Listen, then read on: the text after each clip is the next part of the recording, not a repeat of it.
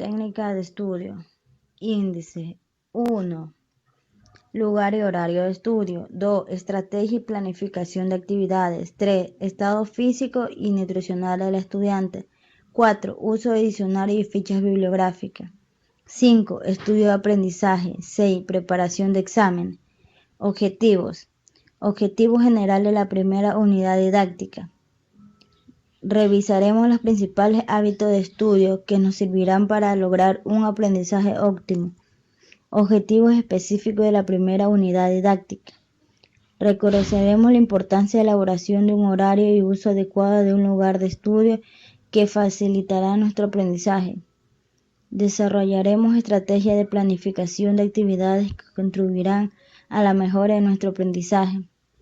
Analizaremos nuestras condiciones nutricionales y estado físico óptimo para responder eficazmente a un proceso de aprendizaje. Aprenderemos a elaborar fichas bibliográficas y hacer el uso de diccionario, lo que contribuirá al análisis y síntesis de la información en el aprendizaje. Conoceremos nuestro estilo de aprendizaje y potenciar nuestra participación durante el desarrollo de clase. Aprenderemos la forma más adecuada de conducirnos antes, durante y después de los exámenes. Esquema de contenido. Lugar y horario de estudio. En este primer punto ofreceremos una serie de pautas prácticas y ejecutables sobre la elaboración de horarios y uso adecuado de un lugar de estudio, tanto en la casa y centro de estudio. Planificación de actividades. En este segundo punto explicaremos las ventajas y elementos para planificar los estudios, las características que deben cumplir un buen horario y la fijación de metas a largo y corto plazo. Estado físico y nutricional del estudiante. En este tercer punto revisaremos la importancia de una buena alimentación y cuidado de estado físico a través del ejercicio y actividades de relajación, sueño y descanso. Asimismo, analizaremos los riesgos de estar expuesto a sustancias que no contribuyan a un adecuado proceso de aprendizaje. Uso de diccionario y elaboración de fichas bibliográficas. En este cuarto punto, resaltaremos la importancia del uso del diccionario y las pautas sobre elaboración de fichas bibliográficas. Estilo de aprendizaje. En este quinto punto revisaremos las principales bases teóricas sobre los estilos de aprendizaje y conoceremos el tipo de estilo de aprendizaje que utilizaremos habitualmente.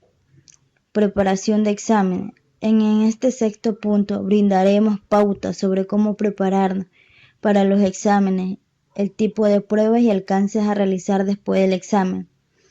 Introducción.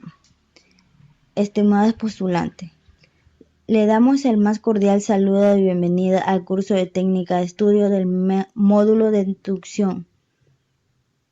Nos alegra tenerlo como estudiante y ser parte de este equipo. A lo largo de todas las unidades le iremos dando pautas y herramientas para hacer de su aprendizaje algo fácil y ameno.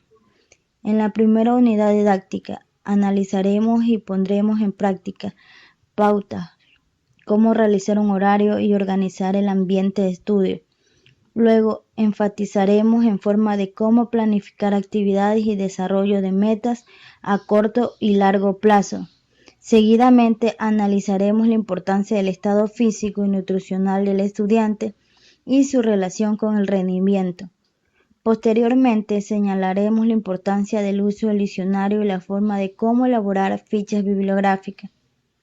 Reconoceremos nuestro estilo de aprendizaje y finalmente repasaremos la forma más adecuada de conducirnos antes, durante y después de un examen.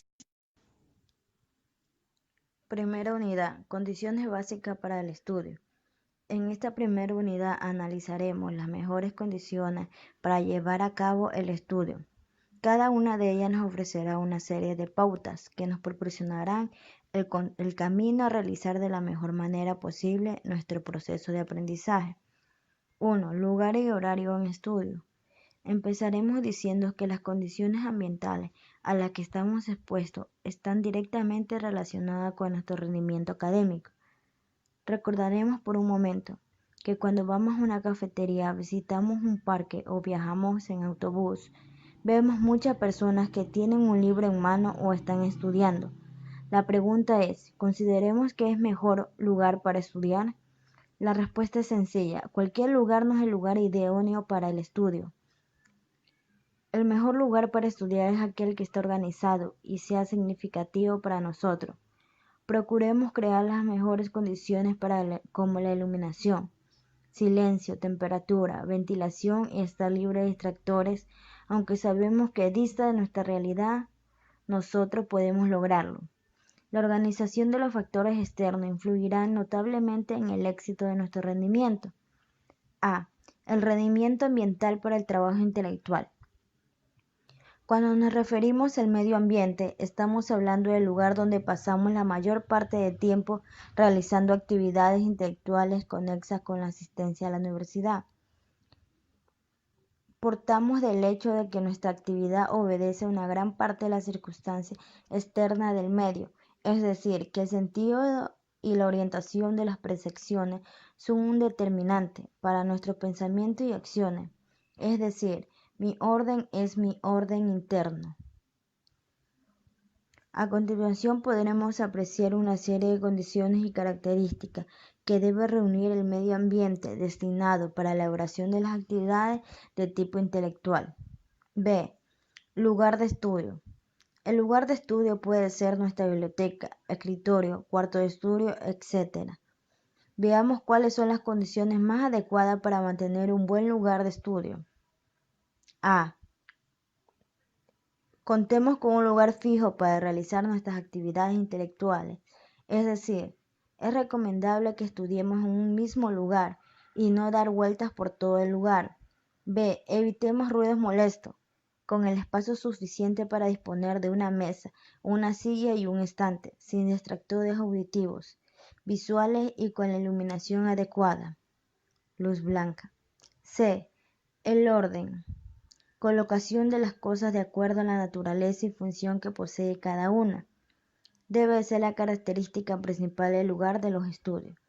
El orden cumple dos objetivos: guardar las cosas bien y guardarlas razonablemente, para que se puedan encontrar en el momento oportuno y así utilizarlas adecuadamente. D. La limpieza del lugar de estudio es otro aspecto importante. De esta forma obtenemos ventaja para nuestra salud y buena imagen hacia los demás. Iluminación y temperatura y ventilación adecuada.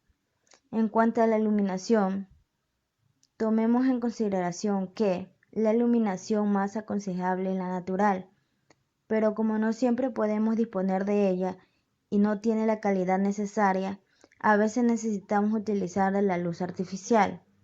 Lo ideal es que podemos combinar la iluminación general de nuestra habitación con iluminación local de una lámpara de mesa de unos 60 W, como mínimo, que ilumine directamente lo que estamos haciendo.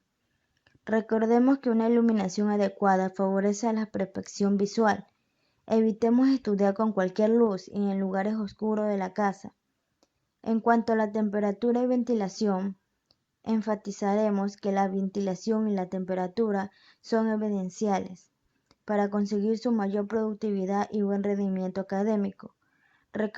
Recordemos que el aire de la habitación debe ser renovado periódicamente, aproximadamente cada 6 horas. Si existe un ambiente donde no circula el aire y se hace cálido, es probable que nos provoque somnolencia, fatiga e impedirá que el cerebro trabaje al máximo de eficiencia, dificultando nuestro aprendizaje.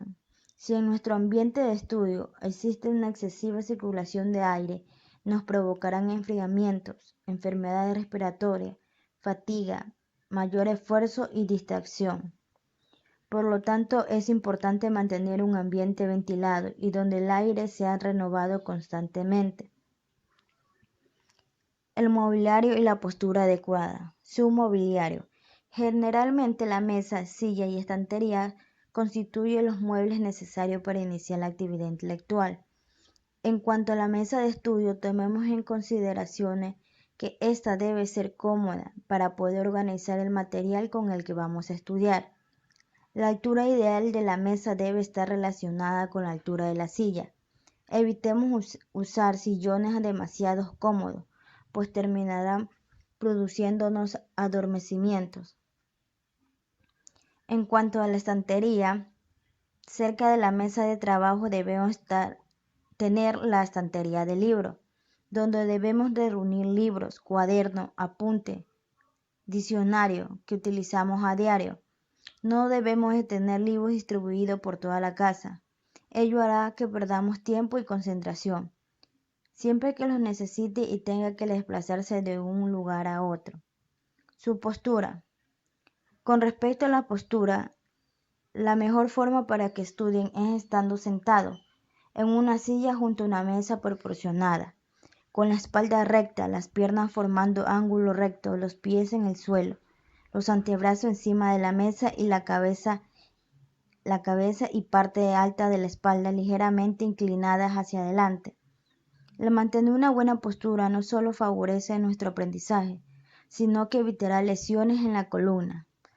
La distancia entre los ojos y los textos que revisan o leen debe ser de 30 centímetros manteniéndose perpendicular a la visión. No es recomendable que estudiemos paseando o comiendo. Nos resultaría difícil concentrarnos y lograr los objetivos esperados. Horario de estudios. La organización de nuestro tiempo significa que tenemos que adaptarnos al trabajo que realizamos como a nuestras características propias.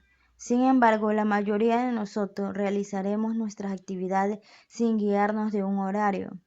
Tal es así que la hora no es igual para todos. Para algunas puede ser muy corta y para otras una eternidad. Es distinto estar y compartir una hora con amigos que estudiando. Lo recomendable es estudiar a media tarde, de 6 a 7 o a 10. Puede dar buenos resultados, pues el cuerpo ya ha realizado el ejercicio físico necesario y también se ha liberado de la somnolencia producida por la comida.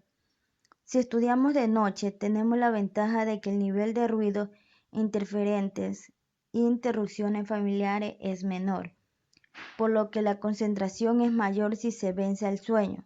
Recordemos que una adecuada dosificación y administración de nuestro tiempo hace posible distribuir equilibradamente la jornada diaria y semanal para completar todo el trabajo universitario.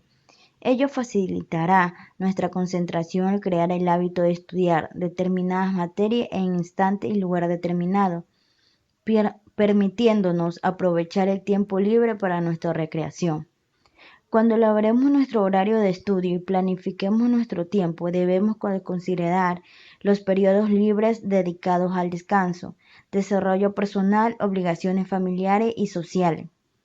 El saber cómo organizar nuestro tiempo nos permitirá tener una perspectiva positiva de nosotros mismos, lo cual será indispensable para nuestra formación.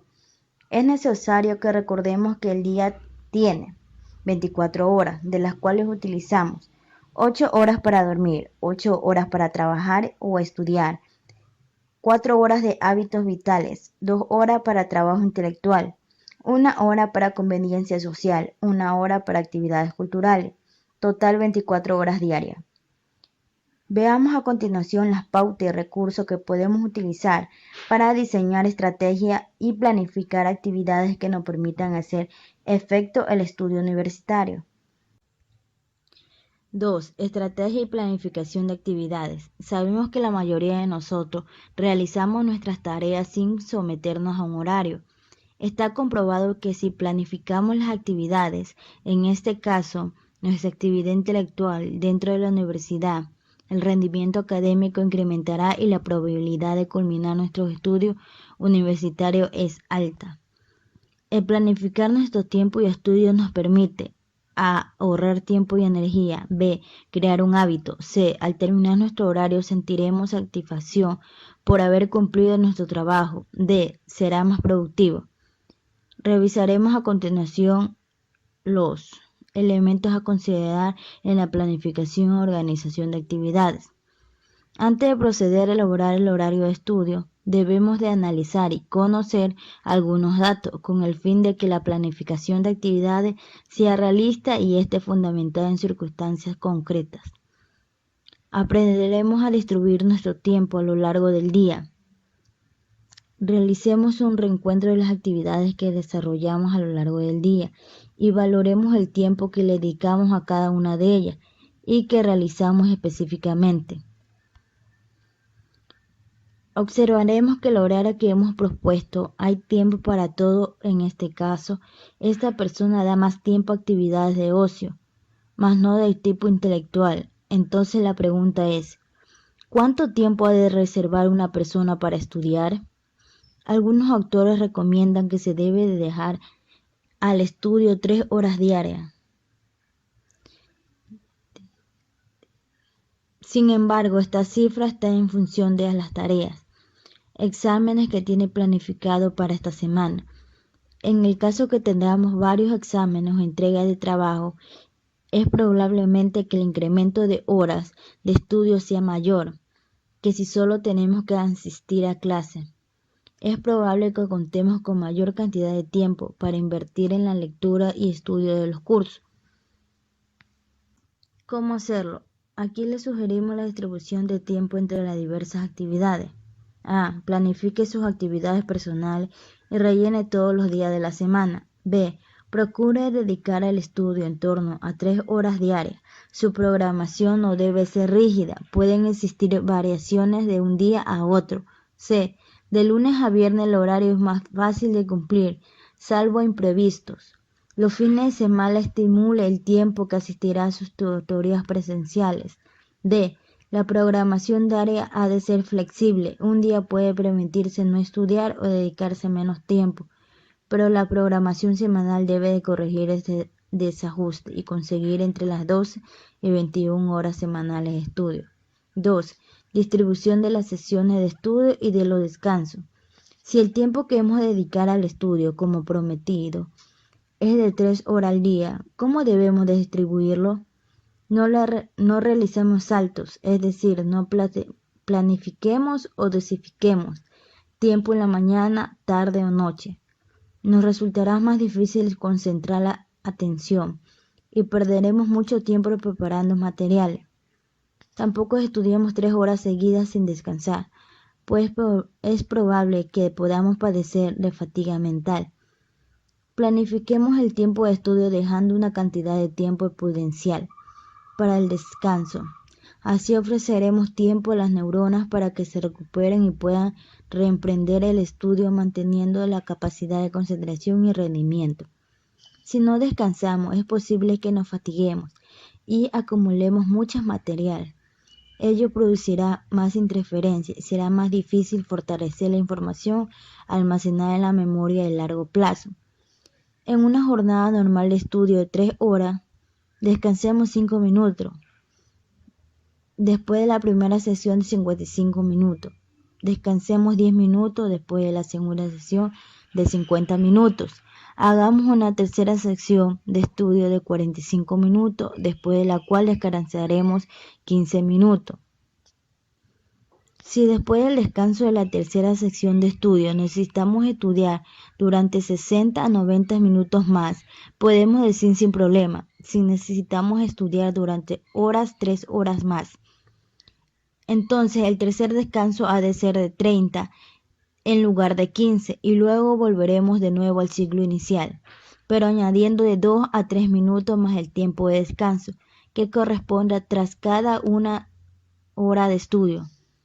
No debemos planificar descansos mayores de 40 porque se producirá una discusión de la concentración y costará más motivo para comenzar a estudiar de nuevo.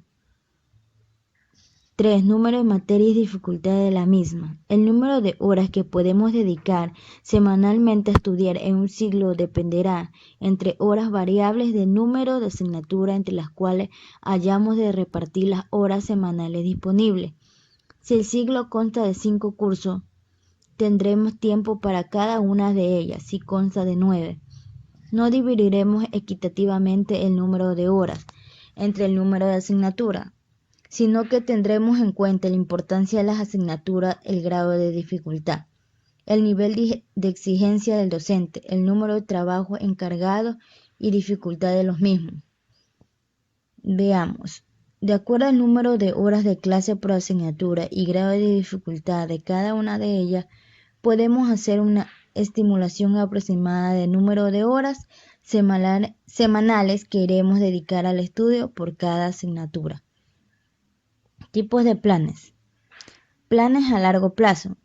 El plan a largo plazo puede abarcar el ciclo completo del estudiante, el conjunto de los temas de la asignatura, proyecto de investigación. Para realizar planes a largo plazo en un ciclo académico, debemos de conocer los temarios de todas las asignaturas, las actividades a realizar, fechas de entrega, fechas de exámenes y todo lo que concierne al desarrollo general de las asignaturas. Podemos plasmar el plan a largo plazo a la medida que contempla con toda la información de cada asignatura. Podemos ir elaborando una ficha para cada asignatura en la que a lo largo de los meses distribuyamos, por ejemplo, temas que vamos a estudiar, temas que vamos a repasar, fecha de entrega de trabajo, día de exámenes, entre otros. Plan a medio plazo. Estos planes suelen abarcar una evaluación de todo el ciclo y sirve para tener una visión de todas las asignaturas. Estos planes tienen la ventaja sobre las anteriores, de que son más flexibles y realistas de cualquier imprevisto, como un trabajo extra, un supuesto inesperado, etc. Se introduce y se estructura el plan, de acuerdo con la situación académica real del alumno. Plan a corto plazo. Para elaborar el plan a corto plazo debemos comenzar conociendo el número de horas que esta semana puede dedicar al estudio, de acuerdo a las necesidades académicas y de esparcimiento. 1. Procuremos que en las semanas normales, sin exámenes, el total de horas dedicadas al estudio oscile entre 15 a 21 horas y dejemos un día libre para relajarnos y disciplinar nuestra mente. Una vez conocidas las horas, procedamos a distribuirlas entre las distintas asignaturas, según su importancia y el grado de dificultad. 3. Consideremos que debemos de repasar y leer los temas de antes de asistir a clase y dentro de las 48 horas siguientes. Debemos de repasar los apuntes que hemos hecho en clase. Todo lo expuesto lo podemos planificar con las fichas semanales. Es cierto que debemos de cuidar las condiciones externas para hacer óptimo nuestro aprendizaje, el lugar de estudio, horarios y la planificación de actividades, pero también debemos de procurarnos de las condiciones internas, como es nuestro estado nutricional y físico. Estudio nutricional y físico del estudiante, la alimentación. Su alimentación, estado nutricional, constituye uno de los factores internos más importantes en nuestro aprendizaje y rendimiento académico. La alimentación adecuada es aquella que cumple con las necesidades específicas de las personas de acuerdo a su edad. Promueve que conservemos o alcancemos el peso esperado de acuerdo a nuestra talla, que previene el desarrollo de enfermedades que se presentan por deficiencia o por exceso de nutrientes. Debemos de buscar una alimentación sana, adecuada y rica en nutrientes. Los estudios nos señalan que la gran mayoría de personas salen de sus casas en la mañana sin comer. En estas horas el cerebro no puede utilizar el combustible de los alimentos consumidos del día anterior. Si a continuación del ayuno nocturno no se desayuna, los niveles de azúcar sanguíneo sufrirán un continuo descenso. Cuando estos niveles se hagan casi letales para el cerebro, el aprendizaje se hace difícil. Es probable que se aburran, se agoten y no se aprendan nada, bajando notablemente su rendimiento intelectual. Debemos de evitar un desayuno lleno de azúcares o harina, ya que después de ingerir azúcares, pan, galletas, mermelada, jugo de naranja, refresco, avena, café o té con azúcar, dulces, nuestro cuerpo producirá una violenta elevación de azúcar sanguíneo que estimula la producción de insulina y producirá una abrupta baja de azúcar 1 a 2 horas después de haber terminado de desayunar. Ello provocaría que nuestro rendimiento vaya en deterioro en forma significativa. Nuestro cerebro se ve obligado durante las mañanas a poner en marcha los sistemas de emergencia que distribuirán los músculos para convertirlos en glucosa. El 80% del cerebro se dedica a poner en marcha estos sistemas de supervivencia y solo el 20% se dedica a poner atención, concentrarse, resolver problemas y memorizar. Como podemos observar, esto acarrea una fatiga o agotamiento mental durante cada mañana y, por supuesto, aunque no perdamos la inteligencia, sí estaría por debajo de su propia capacidad. B. Importancia del desayuno. En las horas matutinas se encuentran elevadas las hormonas que se convierten en proteínas, en energías. Por ello, un desayuno rico en proteínas permite que el cerebro lo convierta en glucosa, una cada vez que el azúcar sanguíneo muestra un pequeño desnivel.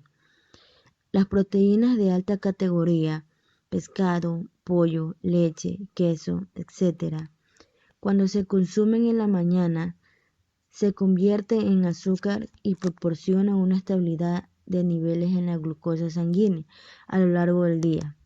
Estos son primordiales para el funcionamiento cerebral, sobre todo en la área de aprendizaje y de la memoria. Este permite un excelente rendimiento escolar, evitando además la fatiga mental.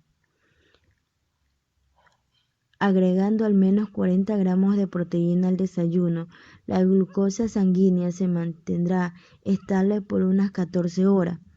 El cerebro no tendrá que ocuparse más por activar los sistemas de supervivencia y podrá dedicarse por entero a las labores intelectuales.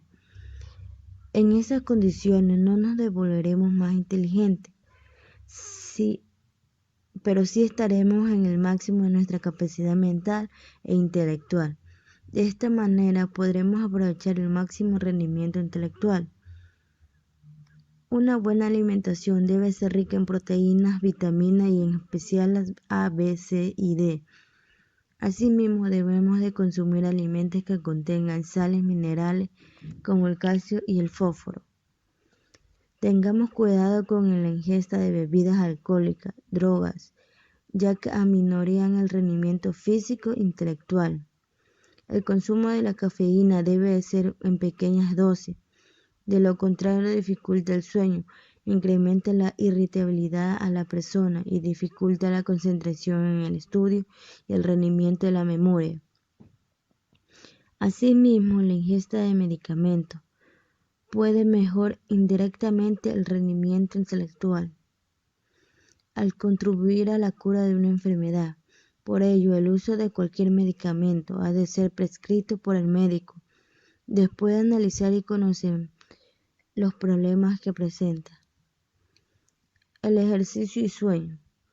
Con respecto al ejercicio, sabemos que el estudio en general, los labores de tipo intelectual reducen las actividades físicas en pequeños desplazamientos entre lugares lejanos y cercanos. El traslado en grandes distancias, que sería una de las pocas posibilidades de realizar un poco de ejercicio, es evitando por razones del tiempo y comodidad. Los riesgos que se presentan en el futuro es atrofia muscular y una decadencia general del cuerpo. Camine 1 hora al día y practique o realice algún deporte. Con respecto al sueño, podemos señalar que el sueño es el mejor condicionador que tiene el organismo. Lo libera del cansancio, lo desintoxica y junto con la contribución de energía produce también el descanso de la mente. 8 horas son el promedio de tiempo que necesita para el sueño de una persona. Si se presentaran dificultades al dormir o sus horas de sueño no son completadas, es probable que sufra de dolores de cabeza, de trastorno digestivo, fatiga, malestar general e irritabilidad. Asimismo, se puede presentar dificultades al escribir, leer, fijar la atención, se presentarán olvidos y en general bajo rendimiento académico. Es importante cuidar y mantener las condiciones internas como la alimentación y estado físico, con el fin de conservar y tener un buen rendimiento académico. Verá a continuación algunos elementos que servirán para poder hacer uso de otras herramientas que fortalezcan, incrementan y organicen información. El diccionario y las fichas bibliográficas constituyen dos herramientas útiles para incrementar su vocabulario, aclarar dudas, analizar y sintetizar información. Uso del diccionario. Empezaremos señalando que el diccionario es un libro por orden alfabético que contiene y define las palabras de uno o más idiomas o de una ciencia o materia determinada. El diccionario interioriza al lector en la evolución de nuestro idioma. El objetivo primordial es que la persona que lo consulte encuentre en su idioma un moderno medio de comunicación, una fuente de interés y reflexión. El diccionario es impredecible para el progreso ortográfico y la comprensión de significativos. Para usarlos que se requiere tener un dominio del alfabeto. ¿Cómo utilizarlo? A. Conviene utilizar el diccionario en el estudio de cualquier asignatura. B. Cuando lee un texto se subraya las palabras desconocidas y luego busca sus significados en el diccionario, para posteriormente formar una oración aplicando aquella palabra de forma como uno lo entendido. C. El diccionario es una excelente manera de ampliar nuestro vocabulario. D. Una adecuada utilización aporta mayor comprensión, más facilita en el estudio y mejora la ortografía. En el diccionario podemos encontrar definición de palabras, origen de palabra, palabras de igual significado y diferente escritura, sinónimos, palabras que significan lo contrario a la palabra expresada, antónimo, palabras de igual escritura pero diferente significado, homónimas, palabras semejantes por su etimología, su forma o su sonido, parónimas, refranes, usos gramaticales de las palabras, ortografía correcta de la escritura, resúmenes históricos, geográficos y literarios, biografías, obras célebres y ciencia, gráficos, ilustraciones y mapas, elaboración de fichas bibliográficas. Una vez localizada y leídos los documentos, se ha de proceder a tomar una nota de los mismos para recoger y sistematizar la información, que es muy útil. Elaborar fichas. Existen dos modelos, la ficha bibliográfica y la de contenido. Fichas bibliográficas. Como su nombre indica, sirve para anotar las referencias bibliográficas de un grupo. Estas fichas, luego, son muy útiles para la redacción de la biografía final. Podemos ordenarlas alfabéticamente por autores o por temas. En un fichero, los principales datos que debe conseguir son, en el anverso, autor, apellido y nombre. Este es separado de los apellidos por una coma. Son dos o tres los autores, se indican todos. Si son de tres, basta con señalar el primero. Título. También se indica el subtítulo. Traductor. Si el libro ha sido traducido o tiene prólogo. Editorial, que lo ha publicado. Si pertenece a una colección, también se indica ciudad donde se ha editado, año de la edición y el número de la misma, número de página que tiene el libro, número de ilustraciones o la fotografía, número de volúmenes de que consta la obra. En el reverso puede anotar el tema que se trata el libro, su valoración personal sobre la importancia del libro, novedad, interés, etc. Bibliotecas en las que se puede encontrar y asignaturas que tienen las mismas. Estos datos facilitan su hallazgo cada vez que se necesita consultarlo. Fichas de contenido. Para realizar su trabajo podrá valerse de libros, revistas o fotocopias que previamente ha subrayado. Otras veces puede decir sobre un libro. En estos casos debe tomar nota en dichas fichas de contenido, cuyo tamaño va a variar de acuerdo a sus necesidades y preferencias. Modelo de fichas de contenido. Autor, título de la obra, el capítulo y páginas, el título del texto.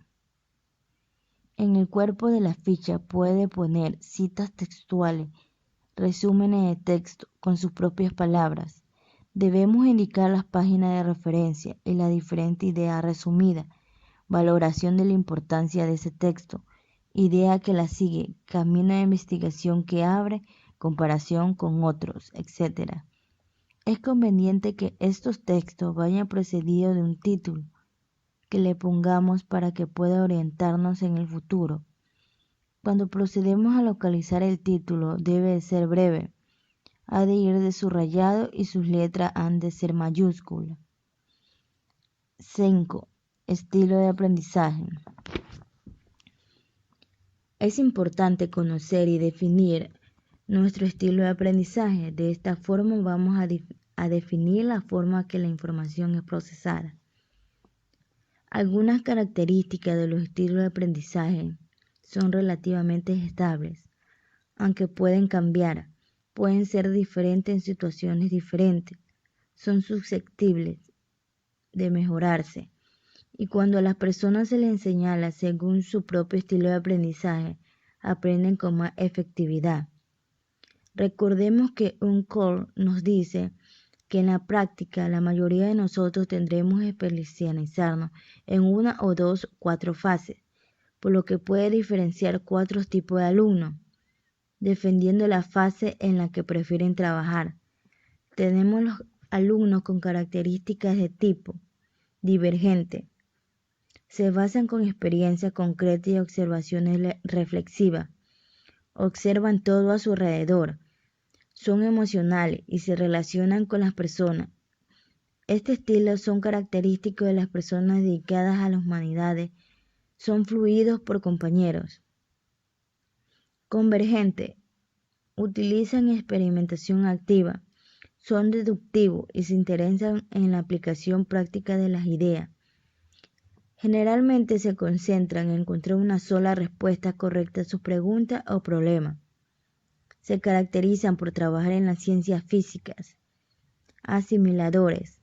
Usan la observación reflexiva, se basan en modelos teóricos y abstractos.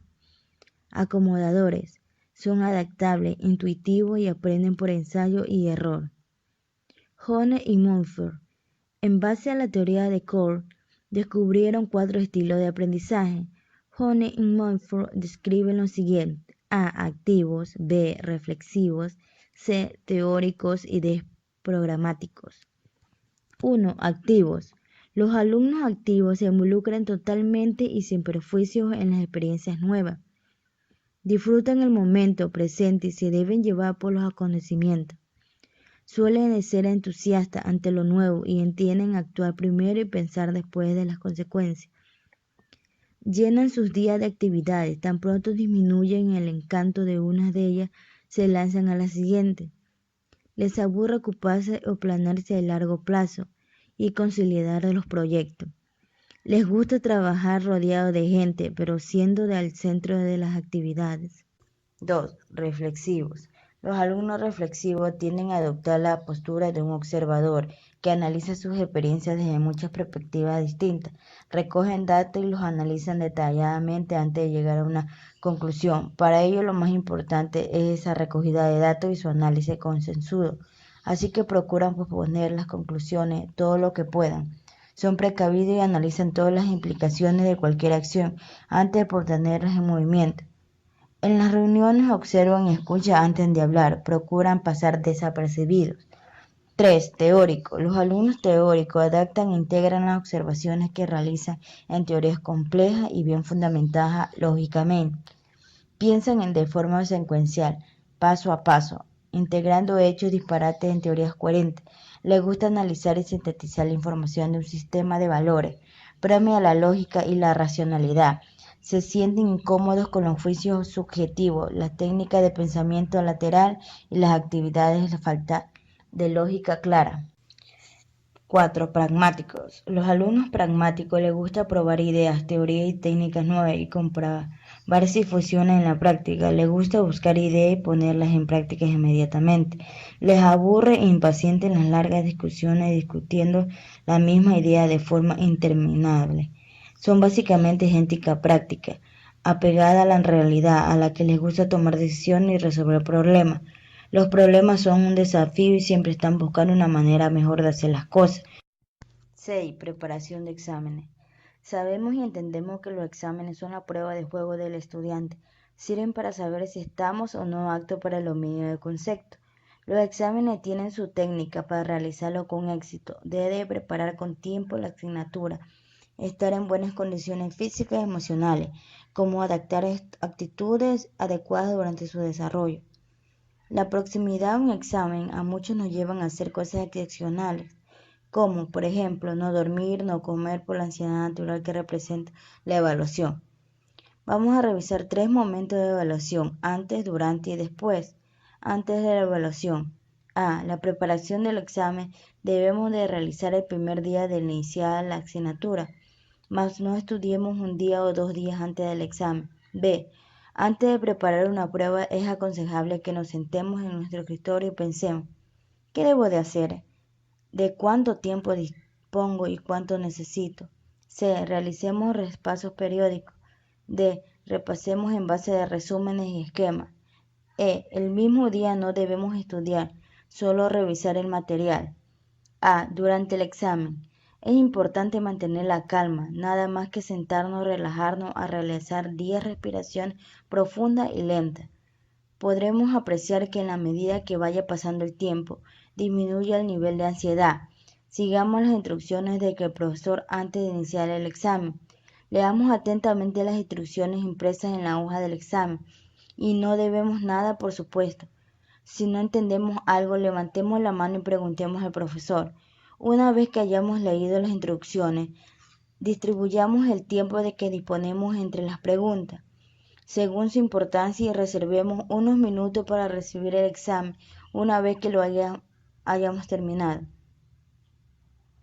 Comencemos a responder las preguntas que mejor conozcamos. Procuremos destacar con claridad las ideas y cuidemos su redacción. No respondamos telegráficamente a las preguntas, solo en el caso que no nos piden un esquema, sino en el desarrollo. La presentación del examen debe ser aceptable. La letra debe ser legible y cuidemos de nuestra ortografía. B. Después del examen. Unos días después del examen, el profesor le devolverá el examen corregido. No nos conformemos con mirar solamente la nota. Leamos y escuchamos los comentarios del profesor, que suele centrarse en los fallos más habituales de la clase y en la forma correcta como se debía haber respondido a las preguntas del examen. Si nos han quedado dudas sobre la evaluación de alguna pregunta, consultemos al profesor, haciendo gala de la mayor educación posible, y escuchemos con atención sus explicaciones y sugerencias. C. Tipo de examen. A lo largo de la vida universitaria tendremos que someternos a exámenes y características muy diferentes. Tenemos a los exámenes escritos tipo ensayo, en la que nos pide que desarrollemos uno o varios temas y comparemos o comentemos. Pruebas objetivas, las cuales miden la capacidad de síntesis y de discernimiento, eliminan la subjetividad del docente en la corrección, pero miden con menor profundidad los conocimientos. Entre estas contamos con pruebas de enlazar, pruebas verdadero o falso, pruebas de completar, pruebas de elección múltiple, exámenes orales. Resumen. En esta primera unidad hemos abordado las principales pautas y herramientas para hacer el estudio universitario algo grato y productivo. Empezamos señalando que el ambiente y el lugar de estudio debe ser significativo para quien estudia. Debe mantener un orden y limpieza, y algunas características en cuanto a la iluminación, la temperatura, ventilación, elementos que también afectan en diferentes direcciones relacionadas con el aprendizaje. Así también consideramos importante el horario de estudio, que va directamente relacionado con la planificación de actividades, donde es de vital importancia fijarse metas a lo largo, medio y corto plazo para poder cumplir con los plazos y tiempos establecidos en un ciclo académico. Por otra parte, resaltemos la importancia de la alimentación y estado físico del estudiante. Observamos que la mayoría de estudiantes no toman la importancia debida a la ingesta de alimentación en el día, lo cual causa agotamiento, cansancio y fatiga. Otro aspecto que ha sido revisado en la primera unidad son los estilos de aprendizaje. Hemos logrado evaluar y conocer el tipo de estilo de aprendizaje que utilizamos habitualmente. Finalmente, reconocemos la importancia de planificar las actividades y exámenes para emitir buenos resultados, siendo consciente que las evaluaciones no se inician un día antes del examen, sino después del primer día de la iniciada la asignatura. Asimismo, señalamos que la evaluación no termina en el examen mismo, sino hay un proceso antes, durante y después del examen, donde como alumno debemos tomar las medidas e información necesaria para mejorar e incrementar nuestro bagaje en conocimiento. Ahora toca que se tomen en consideración los puntos y pautas propuestos para hacer un mejor aprendizaje. Segunda unidad didáctica, índice 1. Estrategia cognitiva de la comprensión lectora. 2.1.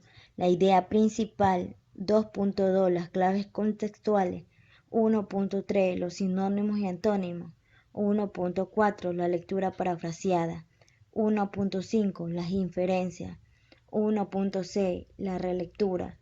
1.7. La lectura recurrente. 1.8. La lectura continuada. 1.9. Imaginación del contenido del texto. 1.10. Formulación de hipótesis. 1.11. Generación de analogías. 2. Las estrategias metacognitivas de comprensión lectora. 2.1. Habilidades de planificación. 2.2. Habilidades de supervisión. 2.3. Habilidades de evaluación. 3. Cuestionario de habilidades de metacomprensión lectora. Objetivos general de la segunda unidad. Desarrollaremos las diversas estrategias para lograr una adecuada comprensión lectora que favorezca el análisis de los textos leídos. Objetivos específicos de la segunda unidad. Conoceremos las estrategias cognitivas en el proceso de comprensión de la lectura. Analizaremos las estrategias metacognitivas para monitorear las propias habilidades que poseemos sobre el procedimiento de comprensión de la lectura. Aprenderemos a reconocer nuestras propias estrategias metacognitivas en cada fase del proceso lector. Esquemas de contenido, estrategias cognitivas para la comprensión de la lectura. En este primer punto, desarrollaremos las diversas estrategias cognitivas de comprensión lectora que nos van a permitir contar con mejores herramientas para lograr una adecuada comprensión del material leído. Estrategias metacognitivas de comprensión lectora. En este segundo punto trataremos sobre las estrategias metacognitivas de comprensión lectora, donde analizaremos cada uno de los procesos implicados en el acto de leer, como es la planificación, supervisión y evaluación del proceso de lectura. Análisis de las habilidades de metacomprensión lectora. En este tercer punto trataremos una forma de medir cualitativamente nuestra manera de llegar a la metacomprensión de los textos leídos. Ofreceremos preguntas de autoanálisis con la cual obtendremos un perfil sobre las habilidades de metacomprensión de la lectura que poseemos. Introducción. Estimados postulantes, bienvenidos a la segunda unidad del curso de técnicas de estudio del módulo de inducción. Esta segunda unidad la dominaremos estrategia de comprensión de lectura. En ella podemos reconocer las diferentes estrategias que necesitamos para un adecuado análisis de los textos leídos.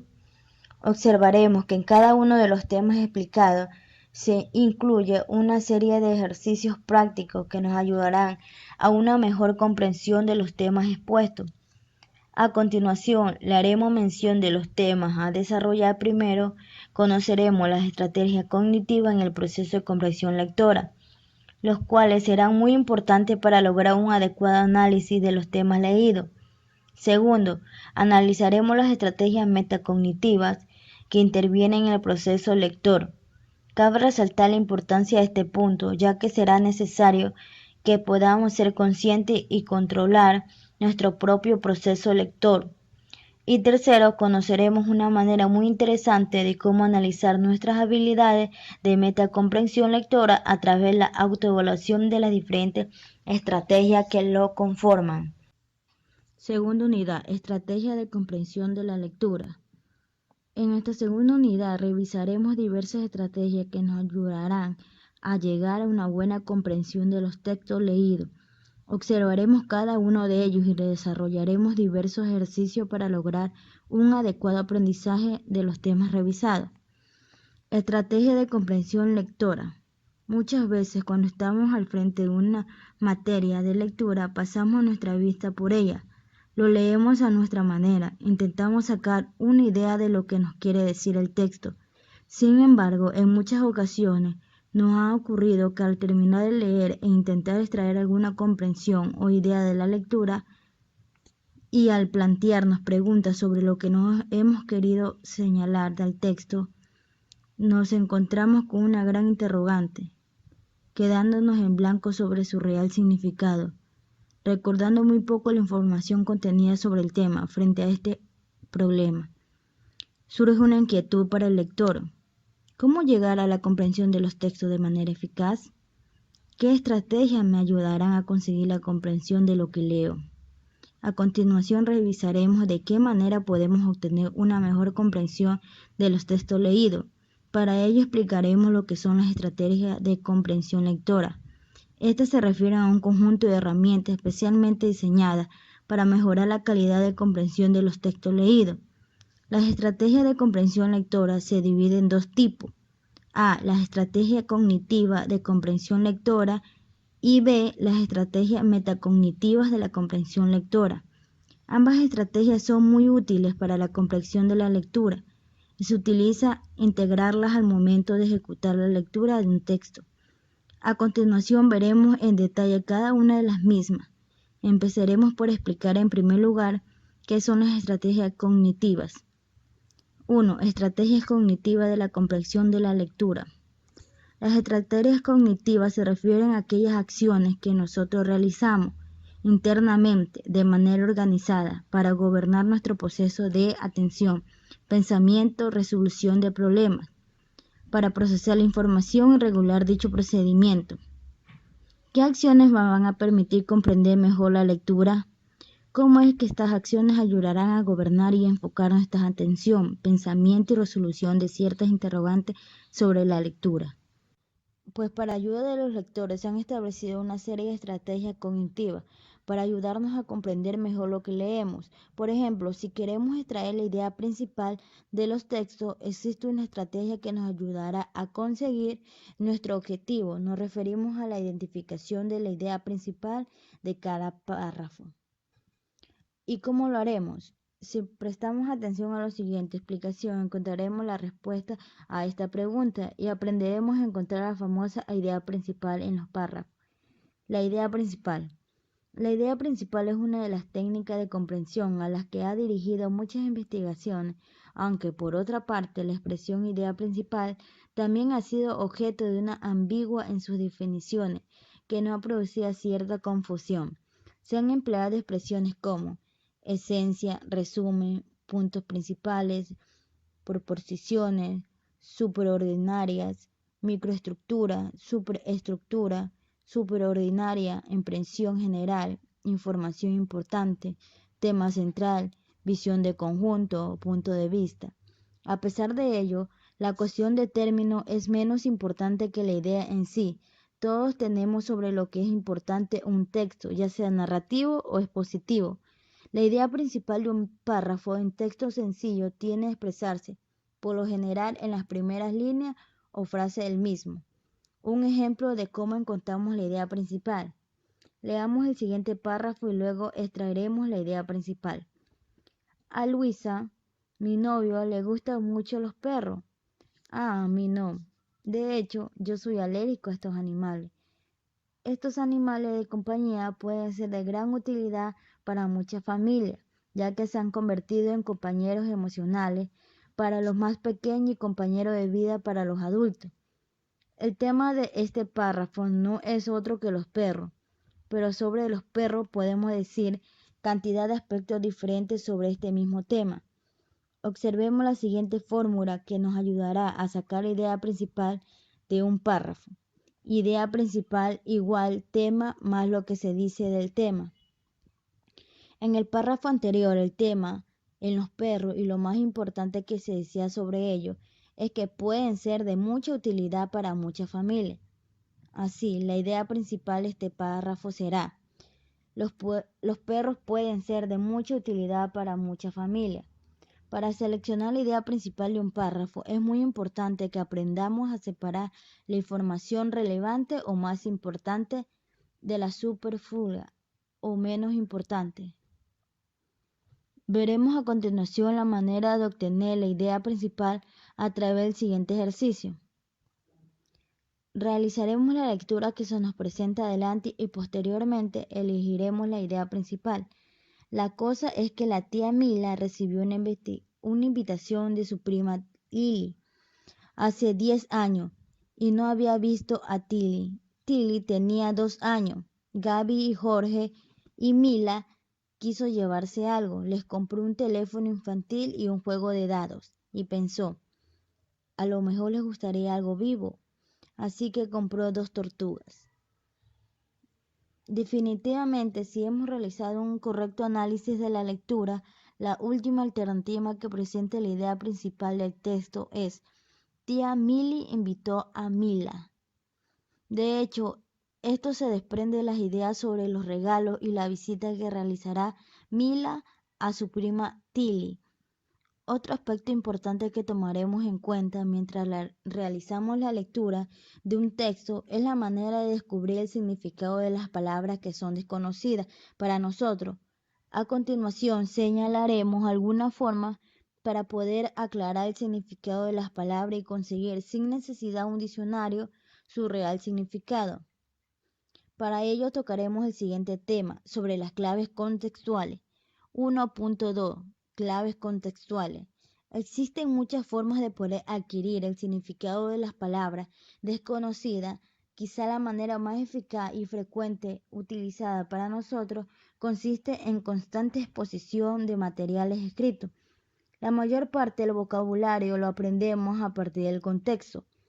Cuando leemos una palabra que no es conocida, tendemos a identificar el contexto en el que aparece, para inferir su posible significado a partir de los datos que allí encontramos. Veamos el ejemplo. Se pusieron en marcha a primera hora de la tarde. Guillermo llevaba cautelosamente el gato de su casa, lavado y cepillado. Lo llevaba con ese cuidado para que nadie pudiera molestarle con él. La palabra desconocida es cautelosamente. Seguimos leyendo. En la frase siguiente encontramos una explicación posible cuando leemos la palabra cuidado. El procedimiento para el entrenamiento en la técnica de claves contextuales consiste en que preparemos una lectura breve y subrayemos aquellas palabras de significado desconocido. Se trata de que conozcamos o elaboramos el significado sin tener que utilizar el diccionario. Aquí ofreceremos algunos de los ejercicios sobre la manera de utilizar las claves contextuales. Hagamos la lectura del siguiente enunciado. Ejemplo: llevo puesto el bombín, el sombrero en forma de Z. Una vez que hemos iniciado la lectura del enunciado, detectaremos la presencia de palabras desconocidas. En este caso, la palabra es bombín. Procederemos al subrayado de la misma. Llevo puesto el bombín, el sombrero en esa forma de Z. Sin embargo, al continuar con nuestra lectura, encontraremos el significado de la palabra, hasta ese momento desconocida. Al culminar de leer la oración, la cual nos da el significado de que se trata de un sombrero con una forma especial. El mismo procedimiento para conocer el significado de algunas palabras desconocidas lo realizaremos en el siguiente ejercicio. Me resulta inverosímil, improbable, poco cierto, pero es así. Al momento de realizar la lectura, encontramos posiblemente que la palabra desconocida en el enunciado anterior sea inverosímil.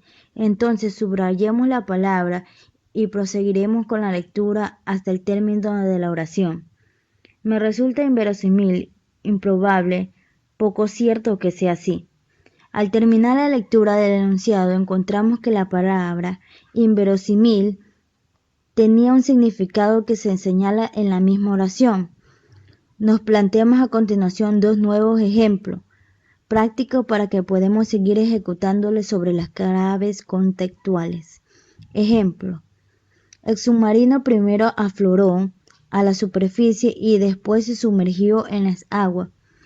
Aquí lo que tenemos que identificar es que la palabra afloró tal vez no sea muy clara para nosotros. La subrayamos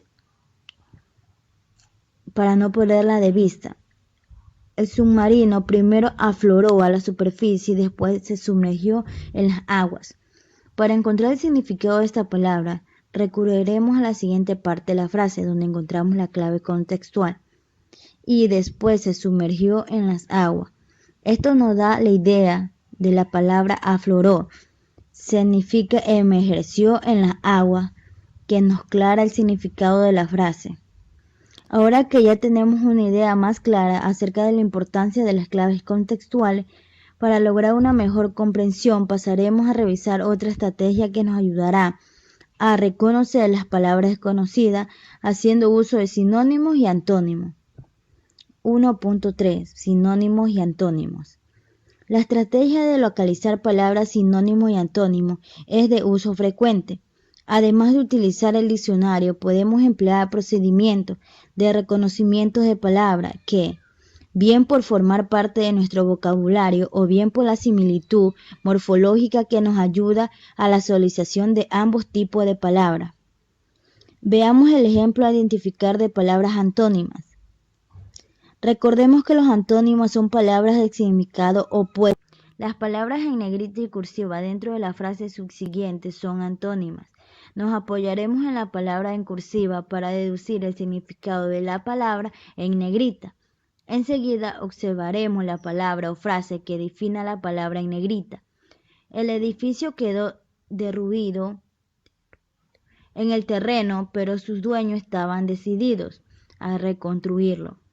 Como hemos señalado anteriormente, la palabra en negrita es derruido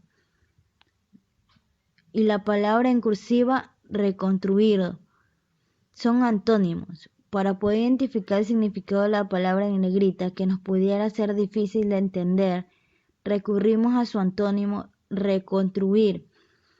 Es muy seguro que inmediatamente encontraremos un significado más exacto de la misma.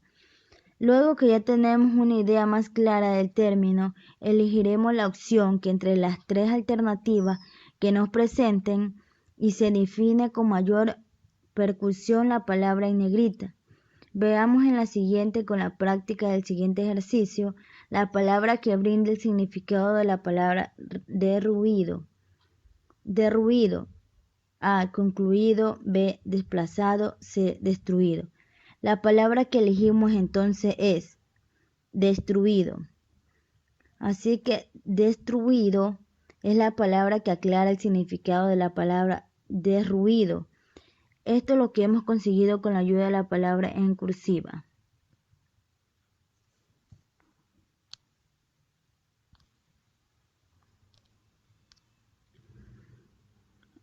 Otro de los aspectos que podemos tener en cuenta una adecuada comprensión lectora es la transformación a nuestras propias palabras de la comprensión que hayamos adquirido de un tema.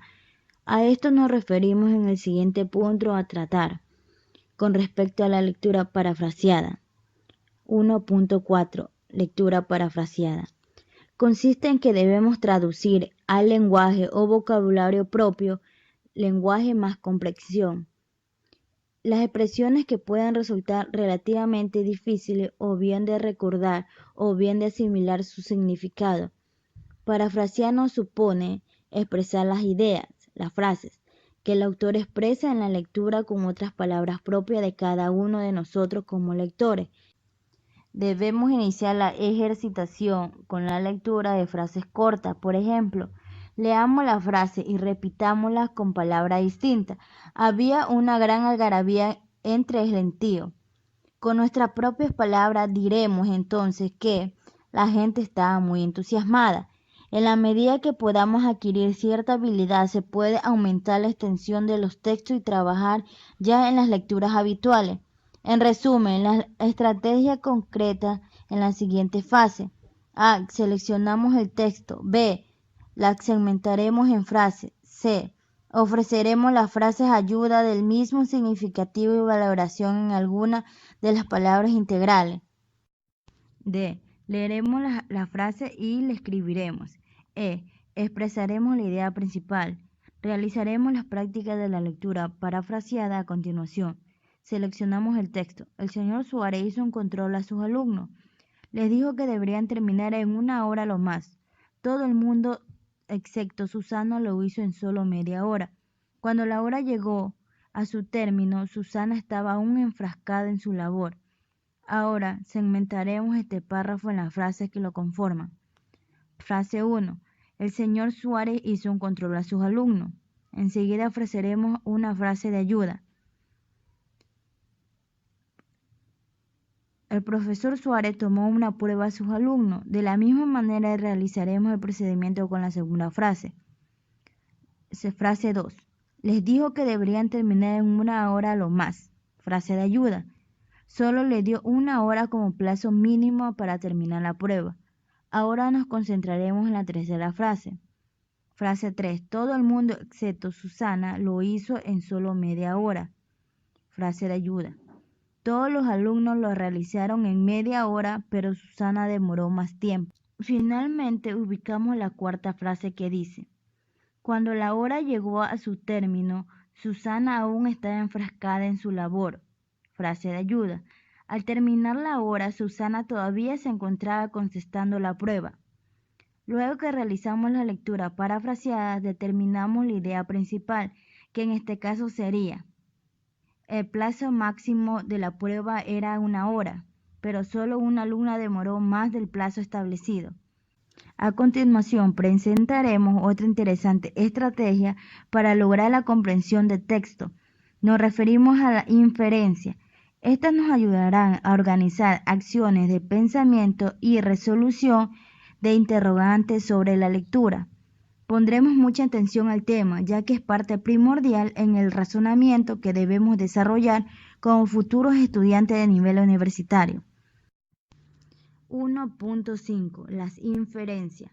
Cuando tenemos dificultades para comprender un texto, frecuentemente atribuimos el problema a la falta de conocimiento que tenemos sobre el tema, desconocimiento del vocabulario o los conceptos de los que se trata el tema, o bien porque no tenemos buenas estrategias de comprensión. Leemos superficialmente sin distinguir lo más importante de lo accesorio. Con menos frecuencia solemos pensar que el problema radica en el texto, pensando tal vez que el autor ha puesto las ideas de forma inadecuada, como que el texto está poco estructurado o que es poco claro. La causa de este problema no hay que buscarla en nosotros como lectores o en el texto por separado, sino en la inadecuación entre el texto y nosotros como lectores, y más en concreto, el proceso donde se relacionan ambos elementos. Estamos hablando en este caso, de las inferencias que realizamos entre el párrafo que se presenta en la lectura. A lo largo de nuestras experiencias como lectores, nos hemos dado cuenta que durante la lectura de un texto, conectamos y sintetizamos las ideas del texto, evocamos ideas de nuestros conocimientos previos y elaboramos nuevas ideas. El resultado de este proceso es la reconstrucción de una red o presentación mental jerarquizada de ideas. Este tipo de procedimiento de la información o extracción de relaciones pueden ser facilitadas por el texto mediante la repetición de términos o la explicación de relaciones entre ideas. Sin embargo, cuando estos recursos se hallan ausentes en el mismo texto, debemos establecer la conexión mediante la relación de inferencia. Veamos cómo se realiza este procedimiento a través de un ejercicio práctico.